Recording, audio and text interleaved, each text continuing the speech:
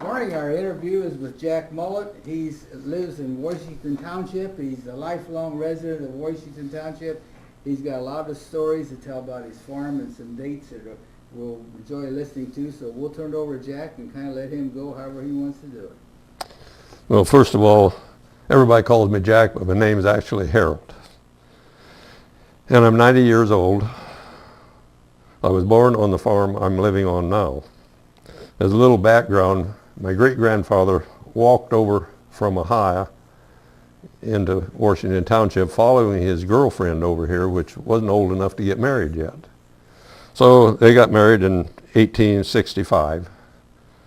And of course he raised a family. And my grandfather was born in 1869, which follows down through the farm too.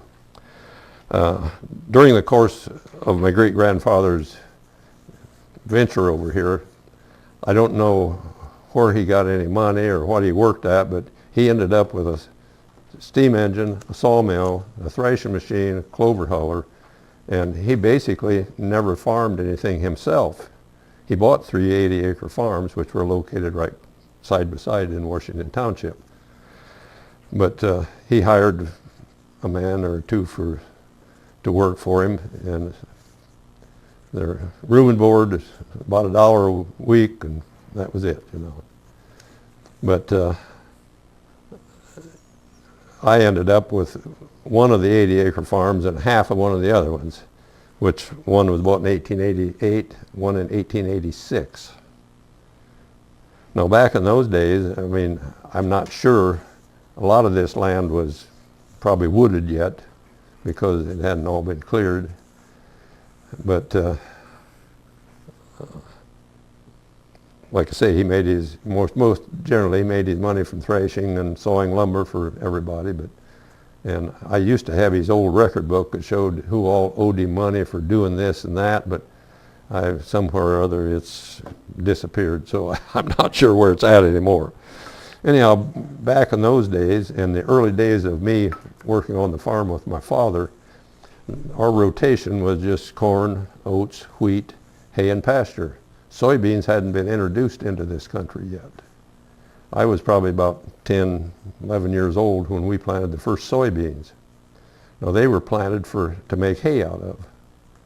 Well, they were tall and stringy, and the cows ate the beans off in the leaves, and then the stems ended up down in the manure, and when you're pitching manure with a pitchfork, and that didn't work very good for Dad, so that was the last bean hay he ever made. But in a couple of years there was developed a bean market, and they started raising beans to sell. Back in the early days, I don't think most farmers really had any money. They could raise a family on 40 to 80 acres by just having livestock. All of them had a cow or two, some chickens, and some hogs. And my dad always had some sheep around. And most every farm had an orchard where they had apples and pears and all kind of fruit, you know, to eat. And they always raised a big garden, raised all their own potatoes, took their own wheat to the mill to get it milled into flour. And of course it was whole wheat flour at that time. It wasn't any white bleached flour. And basically you just raised your family. You didn't really have any money. But that kind of takes care of the early settling of my family and kind of how things were back in those days. Now I, of course, was raised on this farm I'm living on yet, and was interested in agriculture, so in 1943 I graduated out of high school at the age of 17, and of course wasn't old enough for the service yet and had a deferment for 1 year, and then I rented the farm and was going to farm it and got married, and boom, pretty soon along Uncle Sam took me, and I spent 1.5 years in the service. So when I got out, well, I went back to farming, rented a different farm about 3 miles up the road, which 80-acre farm. My dad had a 40, a little bit close to it, so that was my farming operation. It was about 120 acres. At that time, we raised corn, we were raising beans by that time. Even got into the tomato raising, back then. South Whitley had a factory that was part of Reed Murdoch at Pierceton. And we raised tomatoes for 4 or 5 years. It was a pretty good cash crop, an aggravating crop because you had to put up with hired labor to pick the tomatoes. And during the month of August and early September, all you got done was haul tomatoes to the tomato factory. I mean, you know, but, it was different. I also got kind of started in the livestock business, and earlier as a kid in high school, we had really an outstanding ag teacher, and he developed a program where you'd get a Duroc gilt purebred and just given to you, but when she had a litter, you gave 2 back to the chapter and they gave them out. Well, you got a whole bunch of kids started in the Duroc business. We had a Duroc breeder down there by the name of Carl Misch that worked with him and donated the first few hogs that was donated. So that's the way I got started in the Duroc business, and then of course went to milking and with some Holsteins or just mixture of cattle for a while, and on the rented farm. And we was there for 5 years, and my grandmother had died, and so my father moved back on that farm, and I moved back on the home farm, and that kind of starts, you know, the rest of my generation of farming. Now, I don't know whether there's any questions you got or anything, but further. Or Did you ever, when you first started farming, did you ever farm with horses? Did you have horses? My dad always had a tractor, Oh. but most of the work at that time when I was a kid at home was done with the horses. Tractor, you plowed your ground and you maybe disc it. That was it. Horses done everything else. You know, fuel cost a lot of money back then, and you were going to have to feed them horses anyhow. You had them, so I mean, you might as well use them. So the horses done all the planting and all the cultivating with a 1-row cultivator, and I rode behind them horses a lot of times cultivating cultivator. And pulling your grain drill, even cut your grain with he had 3 horses, that's the reason to pull the binder. It took a little extra power. And but when I went into service, he still had a team of horses, and when I come out in '46, he had got rid of his team and bought a little B John Deere tractor to replace the team of horses. I mean, you know, he had a bigger tractor at that time too, but as a kid growing up on the farm, I always remembered a tractor there, an old 1020, and I drove it a little bit, and by the time I was early grade school, about 7th or 8th grade, he had got a 10 W30 tractor, which is a little bigger, because he had bought a threshing machine separator to thresh grain with, which you didn't have before. Before that, you had a big ring of farmers that worked together that all, you know, bought into a steam engine and a big separator. The separator was big. I mean, it had a board down the middle of the table. You fed it from both sides at the same time. You couldn't feed it from one side. You had to feed from both sides. I mean, you know. And it took about, 8 bundle wagons to keep that thing busy, besides a couple guys hauling grain, one guy hauling water for the steam engine, because, you know, and I can remember those days, but just was probably about 8 or 9 years old when the ring broke up. Dad went out and bought a small machine to thresh for the few neighbors that wanted to keep on getting some straw that way instead of, having it combined, because combining and balers were pretty scarce at that time too. And what early balers you had, it took about 4 men to operate them, one to drive a tractor, one to feed the thing with the fork, and 2 guys sticking wires, and the guy on the wagon loading. I mean, it took a crew to do any baling. A lot different than the baler you crawled on to, and it took one guy to operate the baler, and but remember some of the early things I remember as a kid growing up on the farm, because So your threshing ring, that was your neighbors and friends? Yeah. How many How many farmers actually did you have in that threshing area? Well, I'm not sure. I mean, I was young enough. I remember the whole thing. I remember being there. I wasn't big enough to help, Yeah. but and I'm not sure. But there were several different rings around. There was the Catholic community was right close to us, so they had their own ring. There was a ring in Laud, which was close, and then this other ring was over towards Washington Center School, and they took in, you know, several square mile. I mean, you know, but back then each farmer didn't farm that much, but there was a lot of them, and then after the season was over, they'd all get together have a supper, you know, and settle up. Everybody pay their bill, and then they had officers, and they'd decide who was going to, you know, do this or that or the other thing for years, you know. For years, my dad always run the separator. That was his job. I mean, and Emmett Blau, which Ivan Blau's dad, he always had the steam engine. So what bills, well, you said to settle up in the bills. Well, they charged so much a bushel then for thrashing. Okay. So the guy that had more to thrash paid in a little more Okay. towards the association, and then you had expenses for belts and this and that and repairs on stuff. And then when you settled up for the year, and they had to pay off the debt that they owed on the thing to begin with. And once they got all paid for, then they could kind of maybe said, well, next year we're going to charge this much for threshing because we don't need so much money or something like that. Okay, I might mention something about the old days of the markets they had. Of course, there was Peabody and Raber that both had on the railroad, you know. And they drove their livestock over to these places to be sold there. They didn't have a truck to haul them on, and I don't think you could have a wagon that you haul cattle on. I mean, hogs you might. But they still had a market at Raber when I sold some hogs there, which is, you know, you wouldn't even stop and think they ever had a hog market at Raber. I mean, you know. But when I was a kid in high school, I mean, of course, I got in the Duroc thing, and I raised some hogs, and I've sold hogs at Raber already.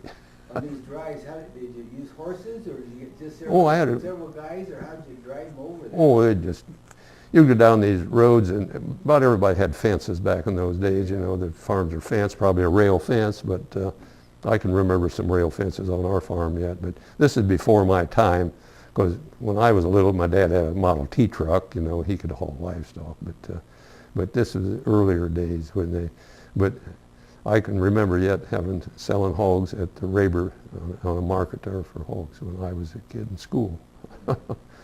And of course, you didn't have much grain to sell. I mean, about all your corn and oats was fed into your livestock. I mean, when I was a kid, all you had was wheat to sell until beans come in, and then we had a bean crop to sell. But you didn't have much cash crop. I mean, you know, if you had a little corn left in the year that you didn't use, but so did your dad have a 40-acre? Is that your dad had a 40-acre farm? So could you pretty much, your family, could he raise a family on that 40 acres? No, 80 and a 40, but that had to feed my grandparents and our family, which there was 4 of us kids. I mean, you know, all raised on that much acreage. And there was quite a little bit of, wasn't a lot of woods, but quite a bit. The 140-acre farm was only about half farmable. The other half was woods and just pasture, bluegrass pasture. And do you remember when you got electricity? Yeah. Tell us a little bit about that. Well, electricity came in 1938. And I would have been about 11, 12 years old. I can remember, you know, no electricity, just a kerosene lamp. And go at the barn, you had the old lantern when it was dark. And it just, you know, you had no refrigeration for any of your foods. Of course, you had cows you milk, so you had fresh milk every day. I mean, but in the summertime it was hot. It didn't hardly keep a day either. I mean, before it spoiled. But and at that time, like I say, we had a big garden and all the fruit trees.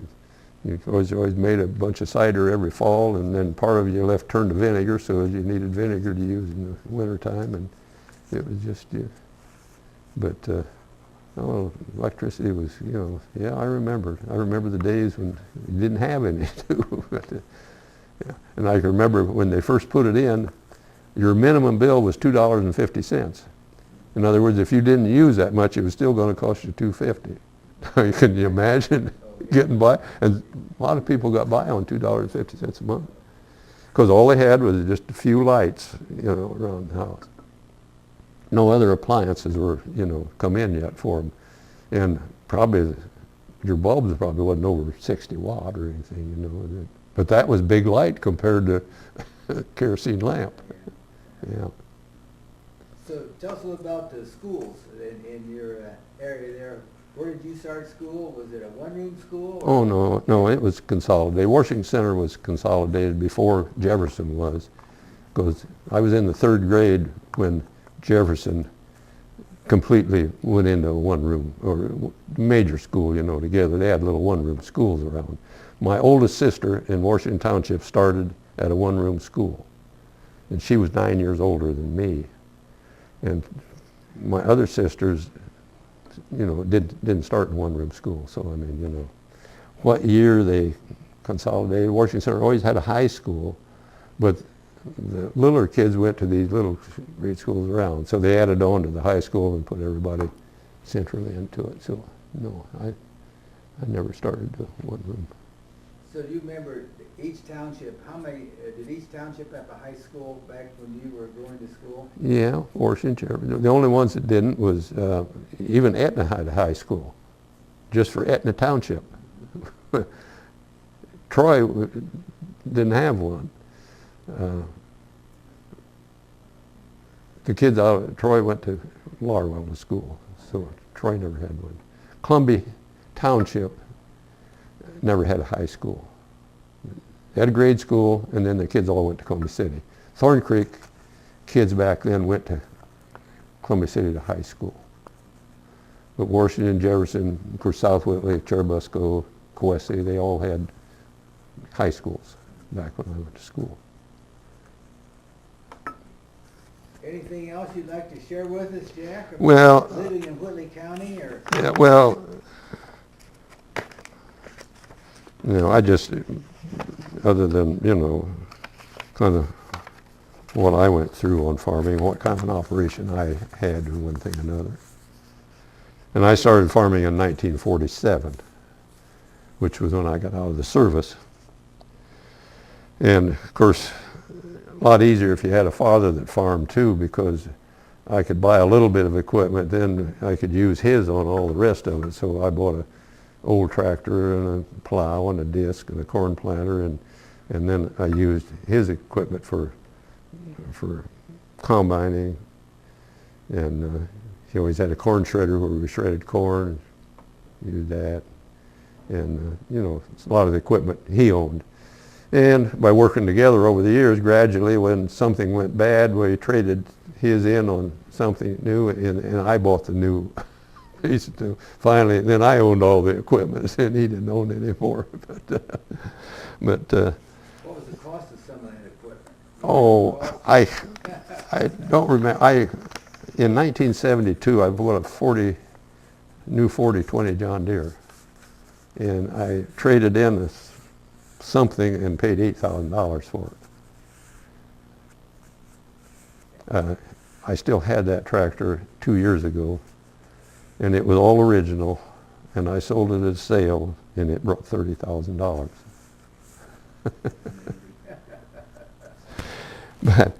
But I started in 47 farming, of course, with Dad's help and everything. First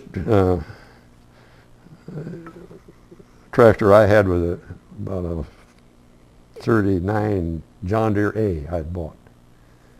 And then I went through, I don't know how many different tractors, but I had another A that was newer.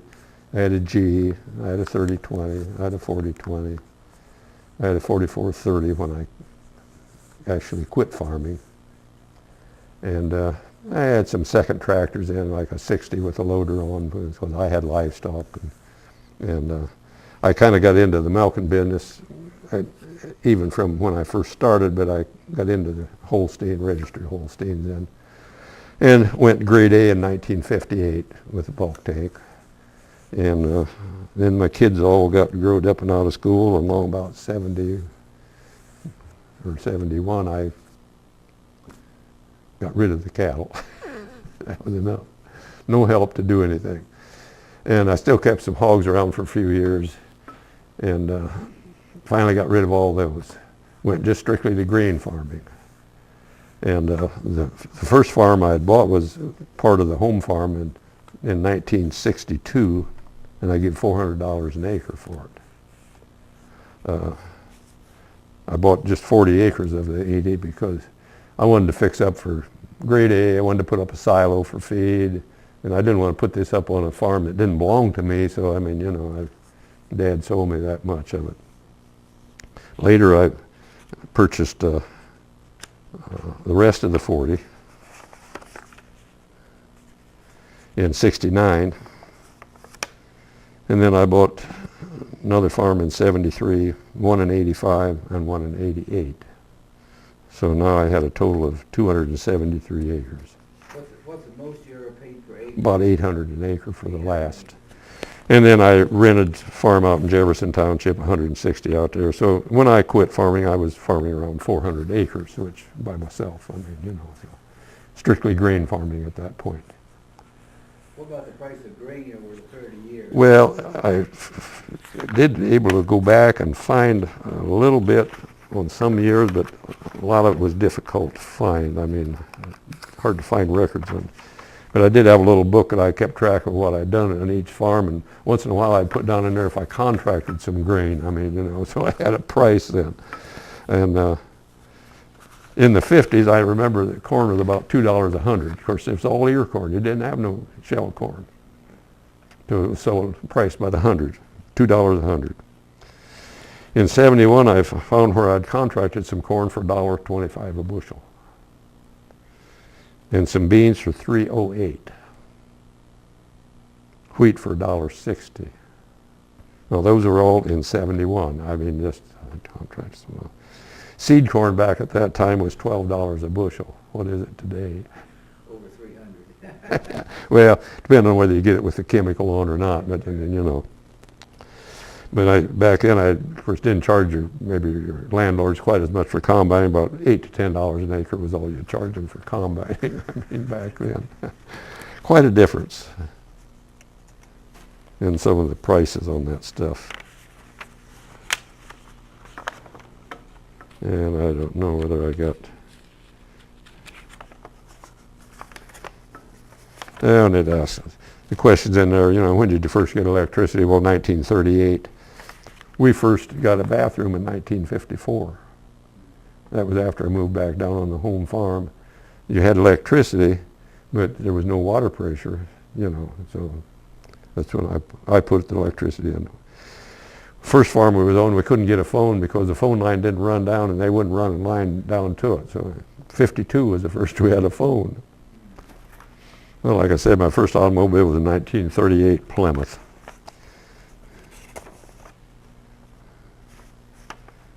And like I say, my first tractor was a 39 John Deere A, which don't make that much difference. Already had told you about that before. How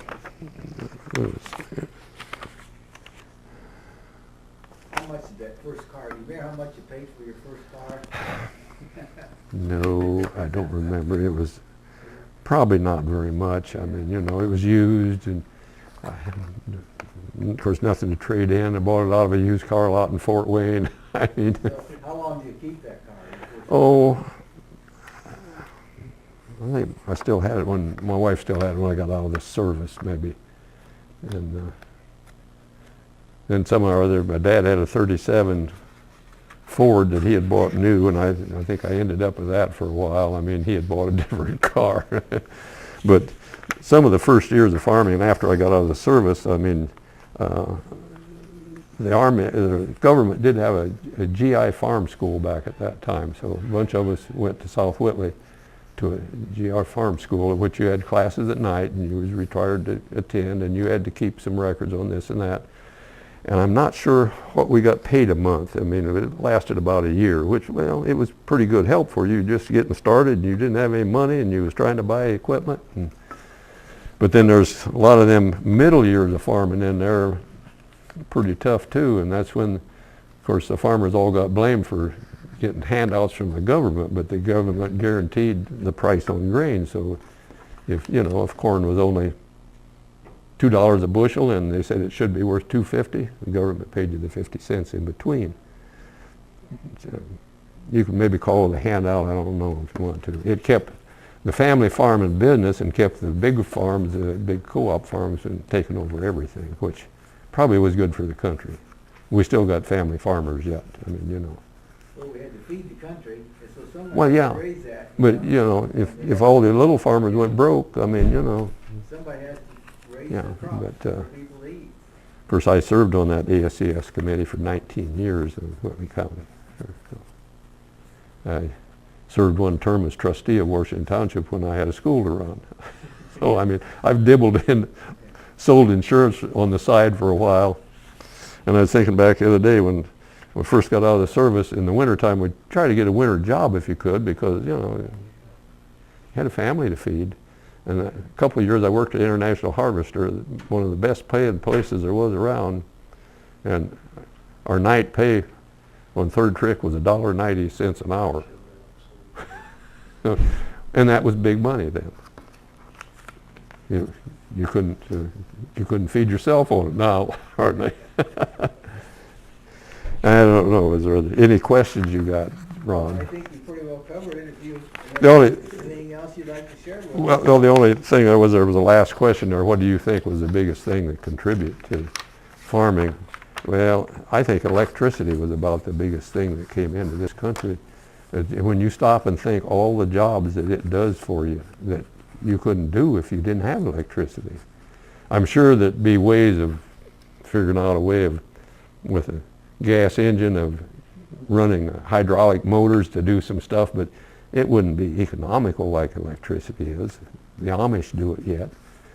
But you wouldn't have any grain drying, no electricity to run a fan, or your no lights, all the water pumped for you when you was, you know, it had them old single engine gas engines that didn't always run. You start one and walk away and pretty soon it quit, you know. But all your hand tools that are, you know, a lot of them battery, but a lot of them was electric. I mean, you know, welders that you used to use a lot of welders. You don't anymore, but you used to use a lot of them. This new equipment's heavy enough. You don't. If you break it, you need more than a welder. Yeah. But anyhow, I had in 1988. It was my last crop year that I raised crops. Had a farm sale in '89, and it's been 29 years now since I quit farming myself. But I still got all my farms. And All right, well, thank you very much, Jack. I appreciate you taking the time to share with us, and you gave us a lot of information there, a lot of interesting information about how things used to be, and we certainly appreciate it. there may be some older farmers around that, you know, could have a little more insight into some of the old times, but I got into it a little. I mean, you know. Yeah, that's good. Well, thank you. You did a good job and appreciate it. Okay. Thank you very much. Thank you.